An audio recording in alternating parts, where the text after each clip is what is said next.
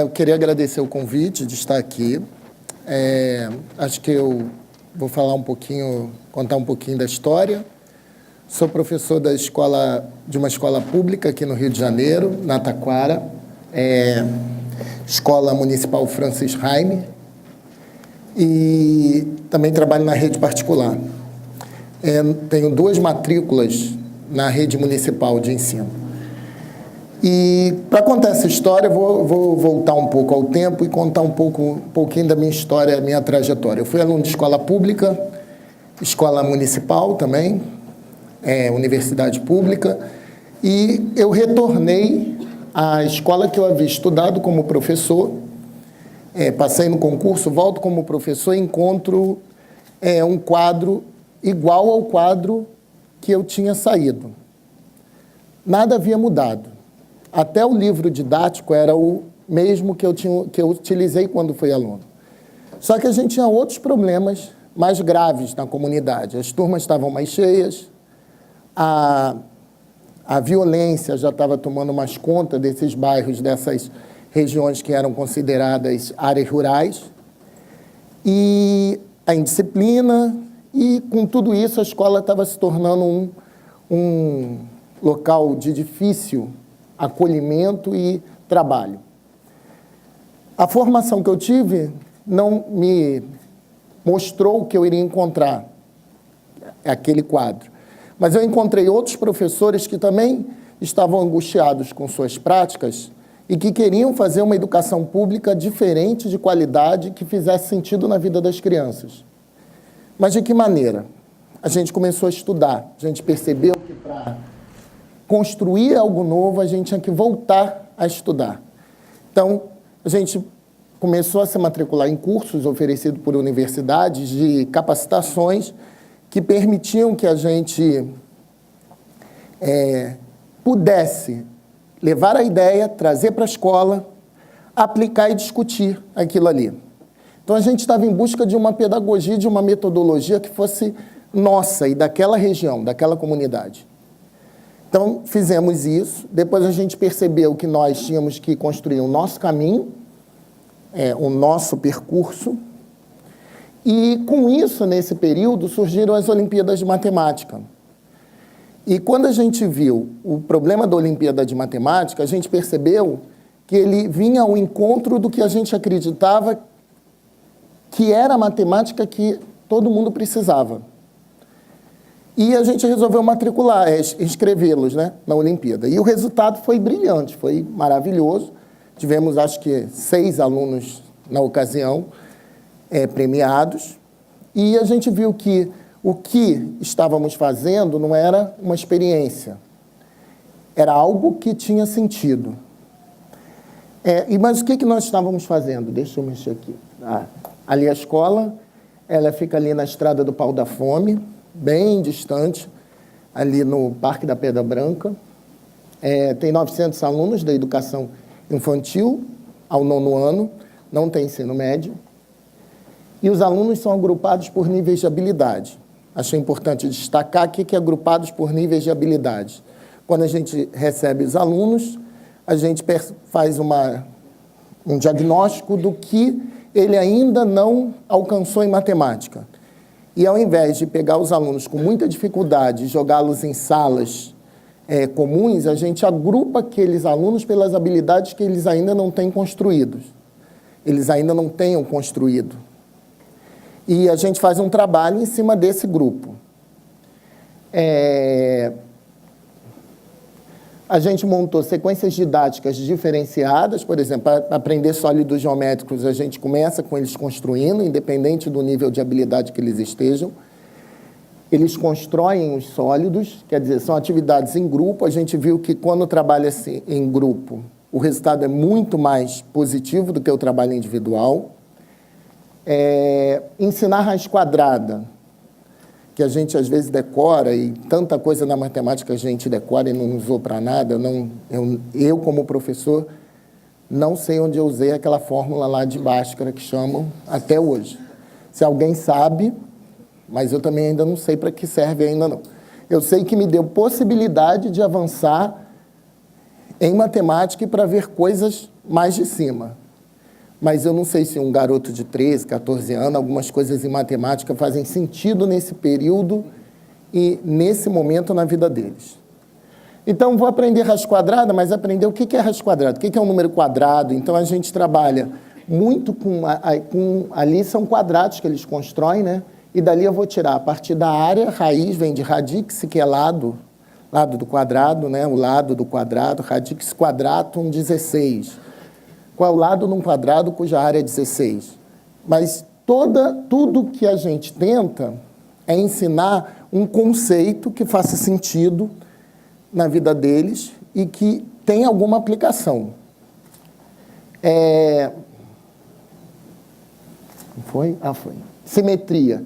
A gente hoje, graças a esse trabalho, eu terminei o mestrado, estou num grupo de doutorado, ao trabalho de Olimpíada, esse trabalho com essas crianças, de metodologia, e a gente sabe que a gente tem que ter um currículo de horizonte. A gente tem que ensinar algo hoje que a gente entenda que vai fazer sentido lá na frente. Se eu não entendo que aquilo vai fazer sentido, não tem nem por que ensinar. Então, assim, simetria é importante? Para até você aprender números relativos, que são números negativos e positivos, tem a simetria dos números, a simetria espacial, então ele tem que construir simetria, mas ele tem que ver o que é simetria, né? Não é só falar em simetria, ele tem que perceber o que é simetria. Então, aí são alguns trabalhos. E os jogos que eu entrei, que o tempo é curto, eu não posso estender muito, tenho que ficar aqui controlando. Os jogos, assim, esses alunos que foram agrupados com algumas habilidades não construídas, eu percebi, junto com esse grupo, que, através dos jogos, você consegue ter acesso às dificuldades do aluno com muito mais facilidade.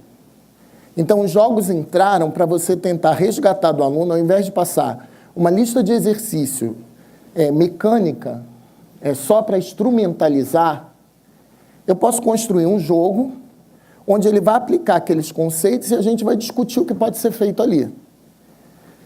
Então, os jogos entraram com o sentido de resgatar aqueles alunos que tinham já uma barreira com a matemática e que tinham algumas dificuldades em lidar com essa matéria. Ali, esse é um jogo onde eles vão aprender a somar e subtrair números negativos. Eles ainda não aprenderam.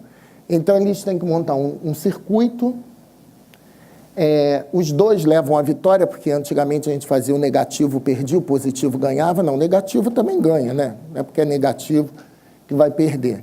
Então, os dois sentidos. Agora, a ideia é a seguinte, saiu um número positivo faz você avançar, um número negativo faz você retroceder. Então, eu não ensinei ainda o conceito de adição de inteiros, mas ele sabe que se tira mais 3 e menos 2, um vai falar, é só andar um para frente, é avançar um. Ele está somando números inteiros, ele está somando números negativos, sem eu ter falado em adição de números negativos. Depois a gente discute, e aí a gente vai fundamentar aqueles conceitos em cima daquelas discussões e aquilo que ele percebeu durante o processo do jogo. Então, o jogo não é um jogo por um jogo, não é o jogo com porque o jogo é legal e é lúdico. Não, o jogo tem que ter uma matemática por trás do jogo. Que matemática eu quero alcançar com ele através daquele jogo? Eu tenho que entender que aquele jogo tem que fazer sentido e tem que ser algo que construa conhecimento. Aqui, eles tiveram que criar, porque eu acredito que a linguagem é fundamental no ensino, em qualquer área. Então, ali eles pegaram papelão de caixa, né, de caixa de mantimentos, e eles tinham que construir um jogo da memória com decodificação e codificação de expressões algébricas. Esse jogo foi construído por uma turma que tinha um nível de habilidade menor, tinham mais deficiência. Agora, algumas pessoas podem questionar, mas o aluno que está numa turma com nível de habilidade menor, ele pode se sentir pior por não estar numa turma que tem... Eu tenho os alunos premiados em todas as turmas, tanto numa turma com algumas habilidades deficientes, como aquela turma que tem alunos com maior nível de habilidade. Então, agora a gente tem 2 premiados de uma turma que vem acompanhando. Quando os alunos têm muita dificuldade, a gente monta um projeto. Eles não são retidos, eles vão seguir até o final do 9º ano, sem reprovação, e a gente vai tentando construir isso ao longo do caminho. Mas se a gente está construindo algo que realmente é eficiente, até o resultado na Olimpíada acontece. Ah, mas aí esse aluno ele é colocado em outra turma? Não. Esse aluno não é colocado em outra turma. Porque esse aluno continua não fazendo trabalho de casa, continua indo passear bastante, gosta muito de beijar na boca fora da idade, que a gente não acredita que seja, mas já é, né? Mas são alunos que estão desenvolvendo conceitos de matemática que podem ser aplicados onde ele queira. E aqueles também construíram, aí são construídos por eles, alguns fazem com coisas, alguns trabalhos interdisciplinar.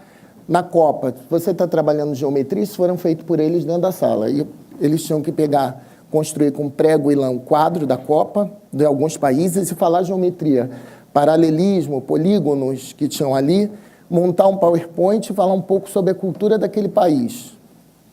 Então, misturava matemática, artes e geometria, né? Aqui são os sólidos, que depois eles fizeram com a técnica de Mondrian. Falei um pouco sobre Mondrian. E eles construíram em tamanhos maiores os sólidos e ficaram em exposição no colégio, né? Que aí a gente aprende um pouquinho da história da arte e um pouquinho de matemática também. Aí aqui vai ter um vídeo, porque, por exemplo, quando eu vou dar geometria, área, eu estou trabalhando agora área e perímetro. Eu não vou ficar falando que a área de um quadrado é lado, comprimento, vezes largura, perímetro é a soma dos lados. Então, aí a ideia é de você montar projetos. Eu peço que eles façam uma planta baixa, eu mostrei para eles o que é uma planta baixa, de uma casa de 1 quarto, sala, cozinha e banheiro. Eles precisam fazer uma planta de uma casa, buscar material, quanto custa o material para revestimento de piso, quanto ele vai precisar em cada cômodo. Ele pode pesquisar na internet ou numa loja de material de construção o piso que ele vai utilizar, pegar com o pedreiro o custo da mão de obra e apresentar para o grupo aquele projeto. Usando o conceito de proporcionalidade, não é fazer tudo dentro da sua proporção, e a gente vai fazendo esse projeto durante um mês, até que eles apresentam para a turma. Quer dizer, eles vão aprender muito mais geometria do que eu ficar falando para ele sobre área num quadro de giz ou piloto, que a área é o produto do comprimento vezes a largura de um retângulo. Esse vídeo eles fizeram... Ai, falta pouco. Esse vídeo eles fizeram, eles construíram... não tem um pau de selfie? Eu chamei de pau de teodolito. Eles pegaram uma madeira, um cabo de vassoura, prenderam um celular e eu baixei o Theodolite. É um celular que você vê angulação. Então, é usar a tecnologia dentro de sala de aula, usar a tecnologia para algo que faça sentido. Ele tem que usar a tecnologia, sim. Tem que usar o celular e ele tem que entender que aquilo é uma ferramenta importante.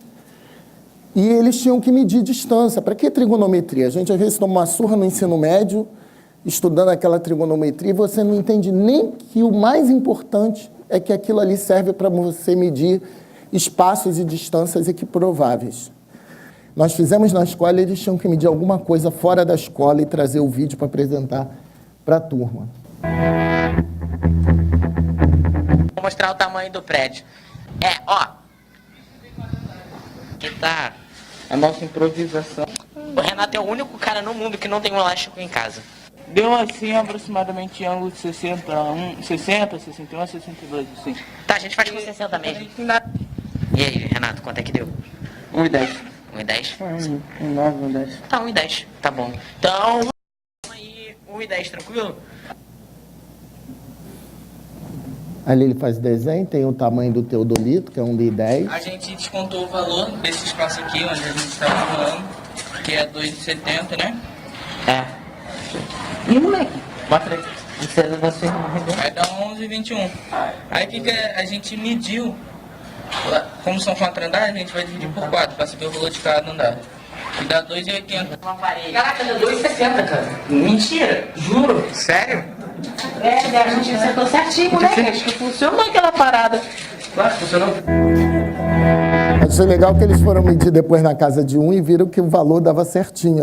E eles ficam surpresos. Caraca, aquilo funciona, aquela parada. Claro que aquela parada funciona, né? A ideia era essa. A escola, nesse processo, a escola tem 225 medalhas nas 4 Olimpíadas que a gente participa. A OBMEP, que é a brasileira da escola pública, a OMERJ, que é estadual, a Canguru, que é internacional, e a OBM. São 425 premiações para alunos, 12 para professores, 29 para a escola. E a ideia, eles ganharam essa semana, saiu o resultado da estadual, tem mais 40 alunos que não estão ali computados. Eu gosto dessa frase, sempre me pareceu estranho que todos aqueles que estudam seriamente essa ciência acabam tomados de uma espécie de paixão pela mesma. Em verdade, o que proporciona o máximo prazer não é o conhecimento, sim a aprendizagem, não é a posse, mas a aquisição, não é a presença, mas o ato de atingir a meta. Acho que a ideia é essa. A Olimpíada ficou para o final, porque a Olimpíada, no fundo, é um pretexto para que eles percebam que possam construir um futuro promissor através da educação pública e de qualidade. Essa é a ideia. Obrigado.